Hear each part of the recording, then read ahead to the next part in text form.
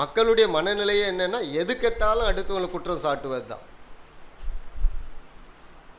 ஒரு உண்மையை சொல்லுகிறேன், நீங்கள் செய்யக்கூடிய காரணங்களுக்கு அடுத்தவர்களை குற்றம் சாட்டுவில்லை என்றால் நீங்கள் அடுத்த தவறை செய்வதற்கு ரெடி ஆயிட்டீங்கன்னு அர்த்தம்.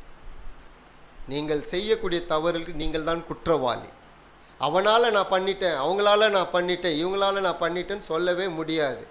ஏனென்றால் சுய விருப்பம் உங்களுக்குள்ளே இருக்கிறது, சுய உணர்வு உங்களுக்குள்ளே இருக்கிறது. உங்களை அறியாமல் நீங்கள் எதுவும் செய்ய முடியாது. நீங்கள் ஒத்துக்கொள்ளாமல் பிசாசும் உங்களை கொண்டு எதுவும் செய்ய முடியாது. நீங்கள் ஒத்துக்கொள்ளாமல் கடவுளும் உங்களை கொண்டு எதுவும் செய்ய முடியாது.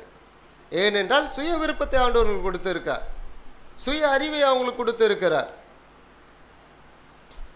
எதை செஞ்சாலும் யார் தான் பொறுப்பு? நாம தான் பொறுப்பு. அவங்களால பண்ணிட்டேன், அதால் பண்ணிட்டேன், இதால் பண்ணிட்டேன் என்பது பொய். அந்த பொய்யை பேசாதீங்க.